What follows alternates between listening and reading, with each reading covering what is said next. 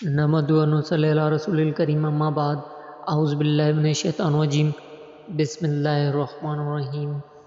حدیث نبوی ہے، آپ صلی اللہ علیہ وسلم نے وحی کے رک جانے کے زمانے کے حالات بیان فرماتے ہوئے کہا کہ ایک روز میں چلا جا رہا تھا کہ اچانک میں نے آسمان کی طرف ایک آواز سنی اور میں نے اپنا سر آسمان کی طرف اٹھا لیا۔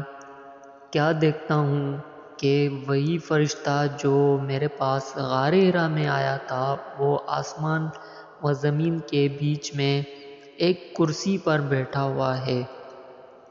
میں اس سے ڈر گیا اور گھر آنے پر میں نے پھر کمبل اوڑھنے کی خواہش ظاہر کی۔ اس وقت اللہ پاک کی طرف سے یہ آیت نازل ہوئی،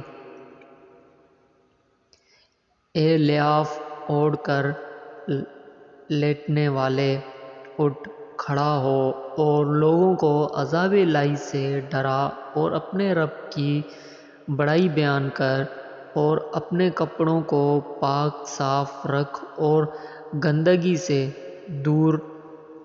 اس کے بعد وحی تیزی کے ساتھ پے در پے آنے لگی۔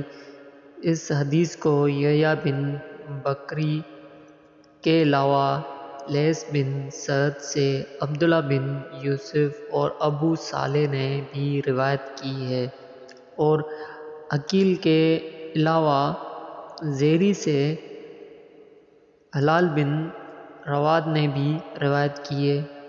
یونس اور معمر نے اپنی روایت میں لفظ فوادہ کی جگہ بوارا نقل کیا ہے۔ صحیح بخاری حدیث نمبر 4۔ دوستو، اس ویڈیو کو ثواب کی نیت سے شیئر کریں، سبسکرائب کریں اور لائک ضرور کریے گا۔